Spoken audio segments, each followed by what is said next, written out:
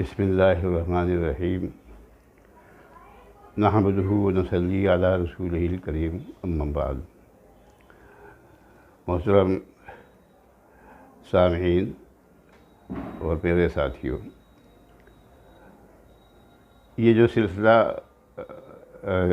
چل رہا تھا جس پہ حضرت آدم علیہ السلام کی پیدائش اور پیدائش کے مقصد پر ایک دو ویڈیو بنے، اس سلسلے میں ان کے واقعے میں ایک اہم ترین جو پہلو ہے اس پر آج کچھ بات کریں گے۔ وہ اہم ترین پہلو کیا ہے کہ جس پیڑ کے پھل کھانے سے اللہ نے منع کیا تھا وہ پھل کا تھا، بائبل وغیرہ میں آتا ہے وہ گندم کا تھا۔ ہمیں اس میں زیادہ نہیں پڑھنا چاہیے کہ وہ کیا تھا اور کیا نہیں تھا، بس جو لفظ قرآن میں جیسا ہے اس کو ویسا کہ ویسا ماننا چاہیے۔ اللہ نے منع کیا کہ اس پیڑ کے قریب مت جانا، بس اب اس میں ہمیں اپنا زیادہ دماغ نہیں بڑھانا چاہیے۔ اور پھر کیا ہے کہ ذاق الشجرہ، اس کو چکھے کا لفظ ہے، اس کو بھی بڑھا دیتے ہیں لوگ۔ فلما ذاق الشجرہ، جب پیڑ چکھا تو بدت لہما سوآتہما، ان کی جو تناسلی جو حصے ہیں جس سے نسل بڑھتی ہے وہ ظاہر ہونے لگے۔ تو بظاہر یہ لگتا ہے کہ کچھ یہ ایک طریقے سے تمثیل ہوتی ہے یہ کہ ایک پورے واقعے کو چند لفظوں میں بیان کیا جائے کہ وہ ایسی غذائیں ہوں گی پہلے جس زمین کے خطے میں یا آسمان کے حصے میں جہاں بھی تھے، تو وہ ان پھلوں سے یا ان کھانے پینے کی چیزوں سے یہ ہارمونز پیدا نہیں ہوتے ہوں گے، اور یہ جو ہے نا کہ اس پھل کو کھایا، اس کو چکھا، تو ان کے پیدائش کو بڑھانے کے لیے اور نسلوں کو بڑھانے والے جو حصے ہیں وہ ظاہر ہوئے، وہ ہارمون پیدا ہوئے۔ اتفق یقصفان علیہما من ورق الجنہ، تو وہ پتے جو ہے جنت کے پتوں سے اپنے جسم کو ڈھانکنے لگے۔ پھر اللہ نے فرمایا کہ میں نے منع نہیں کیا تھا کہ تم یہ مت کرو، تو ان کو ندامت ہوئی، تو اللہ نے ان کی ندامت قبول کر لی۔ اور یہ ہے قرآن شریف میں کہ اللہ نے ان کو کچھ کلمات عطا کیے، اللہ سے ان کو کچھ کلمات ملے، وہ کلمات جن سے توبہ کی جاتی ہے، اللہ نے سکھایا۔ توبہ کرنا اللہ نے سکھایا۔ فتلقا کا لفظ ہے کہ اللہ کی طرف سے ملے ان کو پائے کلمات، فتاب علیہ، تو اللہ تعالیٰ نے ان کی توبہ قبول کر لی۔ تو اب یہ توبہ جو ہے یہ کیا ہے؟ یہ توبہ حقیقت میں ہے کیا؟ یہ ہے تو بظاہر عام طور پر ہمارے لوگ سمجھتے ہی ہیں کہ کوئی غلطی ہو جائے، کوئی گناہ ہو جائے تو اللہ سے معافی مانگنا، اور زیادہ سے زیادہ یہ ہے کہ دل سے معافی مانگنا، سچے دل سے معافی مانگنا۔ لیکن اس کی ایک تھوڑی تفصیل ہے۔ توبہ صرف الفاظ کا نام نہیں ہے، توبہ ایک پروسیس ہے، ایک پروسیس ہے توبہ۔ اس کو ہم سمجھیں اور اس کو ذہن میں رکھیں۔ وہ پورا کا پورا پروسیس فقہ کی کتابوں میں ہے، شریعت کی کتابوں میں ہے، اور تفسیر اس آیت کی تفسیر میں ہے۔ تو توبہ کیا ہے؟ توبہ، مکمل توبہ کے لیے چار چیزیں ہیں ضروری، چار۔ وہ کیا؟ وہ یہ کہ پہلے تو اس عمل سے رک جانا جو گناہ کا عمل تھا، اس پہ احساس ہونا، شرمندگی اس پہ ہونا، ندامت ہونا، پہلے یہ ہے کہ اس پہ شرمندگی اور ندامت پیدا ہونا اپنے دل کے اندر، دل اور دماغ کے اندر شرمندگی اور ندامت، اور یہ احساس کہ مجھ سے غلط ہو گیا، یہ احساس، اور پھر اس سے رک جانا، اس سے رک جانا، نمبر 2 نہیں کرنا، اور آئندہ نہیں کرنے کی جو ہے وہ عہد کرنا۔ یہ 3 باتیں ہوئیں، احساس ہونا، اس عمل سے رک جانا، اور آئندہ نہیں کرنے کا عہد کرنا۔ اب چوتھی شرط کیا ہے؟ چوتھی شرط یہ ہے کہ وہ گناہ بندوں کے سلسلے میں اگر ہوا ہے، بندوں کے سلسلے میں اپنے کسی بھی انسان کے ساتھ زیادتی ہو گئی، کسی بھی انسان کے ساتھ کچھ تکلیف پہنچا دی گئی، کچھ بھی ان کی ناجائز بے عزتی کر دی گئی، کسی بھی انسان کے ساتھ، اس سے معافی مانگنا۔ اگر وہ غلطی انسان کے ساتھ ہماری وہ غلطی اکیلے میں ہوئی ہے تو اکیلے میں معافی مانگنا۔ اگر سب کے سامنے ہم نے کسی کو جیسے ذلیل کیا تو سب کے سامنے معافی مانگنا۔ کوئی اگر حق دبا لیا تو اس کے حق کو واپس کرنا۔ یہ شرط وہ ہے کہ جسے اللہ معاف نہیں کریں گے، اللہ معاف نہیں کریں گے۔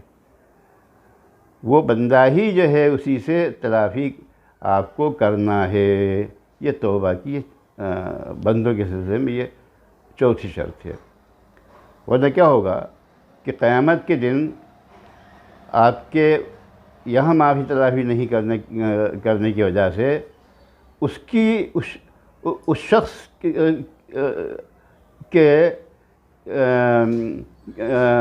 شخص کے گناہ آپ کے اوپر حساب میں گن لیے جائیں گے، اور آپ کی نیکیاں اس کے حساب میں گن لی جائے گی قیامت کے دن۔ تو یہ قرآن کی آیات کے سلسلے میں یہ سب باتیں ہوں تو، لیکن عام طور پر یہ دیکھا گیا ہے، میں یہ نہیں کہتا ہزاروں لاکھوں وہ گھر ہوں گے کہ جہاں کسی کے دماغ میں اس کا تصور بھی نہیں آتا ہوگا پیٹھ پیچھے کسی کی بات کرنے کا۔ اور میں نے تو ویڈیوز دیکھے، یہ سینٹرل ایشیا میں ایک ملک ایسا ہے کہ انہوں نے بتایا کہ کسی کے عدم موجودگی میں اس کا کوئی بھی عیب کوئی بتا ہی نہیں سکتا۔ عجیب پوری قوم کا مزاج ہے، عجیب مزاج ہے۔ اسی میں نے سعودیہ میں ماشاءاللہ اللہ کا شکر یہ دیکھا کہ کوئی کسی کی غیبت کر ہی نہیں سکتا، وہاں کوئی سوال ہی پیدا نہیں ہوتا، جو بات ہے وہ بروقت کہہ دی، اسی وقت کہہ دی۔ تو یہ کیا ہے کہ یہ ایک ایسا وہ ہے، ایک طرح سے اخلاقی جرأت کی کمی ہے یہ کہ ہم سوچتے ہیں کہ ہم وہ ہو جائے گی، ہماری شان کم ہو جائے گی تو ہماری ناک کٹ جائے گی۔ تو کیا ہوتی ہے ناک؟ کیا ہوتی ہے ناک کٹنا اور نہیں کٹنا؟ ارے آپ سچائی پہ عمل کریں تو وہ ناک کٹنا ہوا کیا ہوتا ہے؟ اس میں ایک خوشی ہوتی ہے۔ اور دیکھیے ایک اہم بات دوسری بتاؤں میں آپ کو کہ یہ دنیاوی کام جب ہوتے ہیں، دنیاوی نفع نقصان جب ہوتا ہے، دنیاوی ترقی کا جب معاملہ آتا ہے تو ہم توبہ ہی کرتے ہیں۔ وہ کوئی اللہ سے معافی مانگنے کی والی توبہ نہیں ہوتی ہے۔ توبہ ابھی جو میں نے بتلایا اللہ سے معافی مانگنے والی، تو وہ یہی ہے نا، تو کہ غلطی کو ریئلائز کریں، ڈانٹے گا تو فوراً کہیں گے نہیں استاد میں اب ایسا نہیں کروں گا۔ تو پوری دنیا کی ترقی توبہ ہی پر چل رہی ہے۔ حد یہ ہے کہ سیاست بھی توبہ پہ چل رہی ہے۔ جہاں غلطیاں ہوئیں ان لوگوں سے تو فوراً سمیکشا کی بیٹھک کر۔ ایک بات ہمیشہ ذہن میں رکھے، قرآن کی ایک آیت، وَلَقَدْ كَرَّمْنَا بَنِي آدَمَ، ہم نے آدم کی اولاد کو عزت بخشی، وَحَمَلْنَاهُمْ عَلَى الْبَحْرِ وَالْبَرِّ، اور ہم نے زمینوں اور سمندروں پہ ان کو سوار کیا، زمینیں بھی ان کے قبضے میں دے دی اور سمندر بھی ہم نے ان کے قبضے میں دے دی، اس میں بھی کشتی بنا کے اور چل رہے ہیں۔ اور اب تو آدھا سے آدھا سب چیزیں پنڈوبیاں تک اور کیا پورا قابو میں دے دیا۔ تو یہ جو انسان کے اندر یہ جو صلاحیت دی، یہ صلاحیت کسی دوسرے جانور میں نہیں ہے نا، تو کیسی مخلوق اللہ نے پیدا کی؟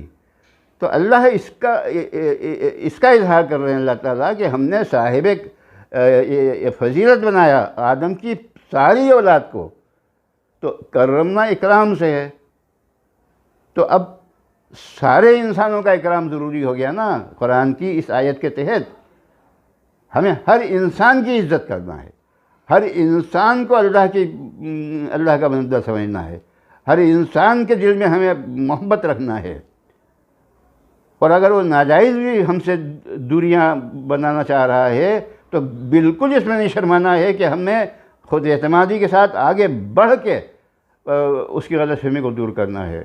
یہ قرآن کا سبق ہے، یہ قرآن کا سبق ہے۔ مصیبت کیا ہے کہ ہم عربی جانتے نہیں، ہماری غیر عرب قومیں عربی جانتی نہیں۔ قرآن کریم یہ میں کسی برائی کی نیت سے نہیں کر رہا ہوں کہ حافظ صاحبان بھی بہرحال بس رٹ لیتے ہیں الفاظ کو، وہ عالم ہیں تب تو خیر سمجھیں گے، ورنہ سمجھتے نہیں۔ ہمارے سارے مکتبوں میں جو ہے جو قرآن پڑھاتے ہیں، ایک صورت، ایک چھوٹی سی چند آیتوں کا بھی مطلب نہیں بتانے کا رواج ہے۔ یہ بھی نہیں کرتے کہ بعد میں روزانہ ایک دو سوال سمجھا دیں۔ ہم عملاً تو اپنے اندر کوئی تبدیلی لا ہی نہیں رہے ہیں۔ کیا یہ نہیں ہو سکتا کہ مسجد کے امام صاحبان 2 منٹ روک کے اور ایک آیت کا مطلب پہلے بتا دیں؟ چلیے روزانہ ایک آیت کا مطلب بتا دیں۔ سبحان ربی الاعلیٰ کا ایک دن مطلب بتلا دیا، سبحان ربی العظیم کا ایک دن مطلب بتلا دیا۔ ایک لفظ، صرف ایک لفظ روز بتا دیں۔ کیا امام صاحبان یہ نہیں کر سکتے؟ بالکل کر سکتے ہیں۔ کیا یہ ہماری یہ مسجد کمیٹی کے ذمہ دار اور بڑے جگہ جگہ جا کے امام صاحبان کو آمادہ نہیں کر سکتے؟ سب کر سکتے ہیں۔ ہمارے مکتبوں میں جا کے دیکھ لیجئے، نہ صحیح اردو لکھ سکتے ہیں اور دین کی موٹی موٹی باتیں نہیں جانتے ہیں۔ وہ پوری امت کے لیے ہے اور قیامت تک کے لیے ہے، قیامت تک کے لیے۔ اللہ کے رسول صلی اللہ علیہ وسلم دن میں 100 مرتبہ استغفار کرتے تھے۔ آپ نے فرمایا کہ میں دن میں 100 مرتبہ استغفار کرتا ہوں، تو صحابہ نے کہا کہ اللہ کے رسول آپ بھی؟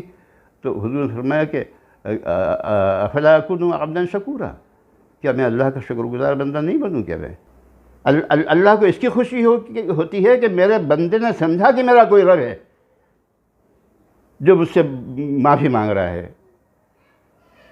اور ایک حدیث میں حضور فرمایا کہ کلکم خطاؤون وخیر الخطائین التوابون، تم سب خطا کرنے والے ہو، سب سے خطائیں ہوں گی، لیکن بہترین خطا کرنے والے وہ ہیں جو توبہ کرنے والے ہوتے ہیں۔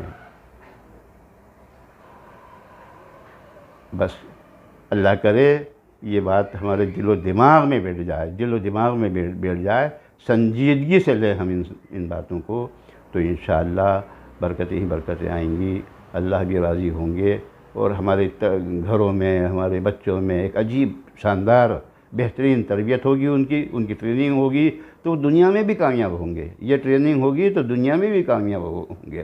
دنیا میں ترقی کرنے والے یورپ کے اور جدید لوگوں کا آپ دیکھیے، بات سوری بالکل خوشی ہوتی ہے۔ کچھ ذرا سا بھی ایسا لگا کہ ہاں یہ ان کو تھوڑا سا کوئی میری بات بری لگی ہوگی تو سوری، وہ بالکل سچی، یہ بہترین سب سے اچھا کلچر یہ ادھر چلا گیا، اچھا ہوا، بہت اچھا ہوا، لیکن ہم نے کیوں چھوڑ دیا بھائی؟ ہم نے کیوں چھوڑ دیا؟ ان چیزوں کی طرف ہم واپس آئیں۔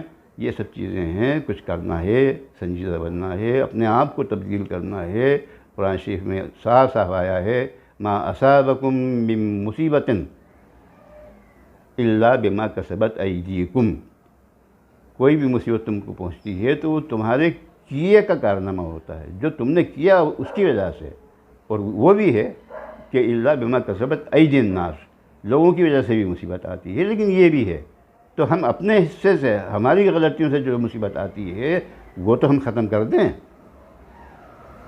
بس میں یہی درخواست کرتا ہوں اللہ تعالی ہم کو سب کو توفیق عطا فرمائے۔ وآخر دعوانا الحمد للہ رب العالمین۔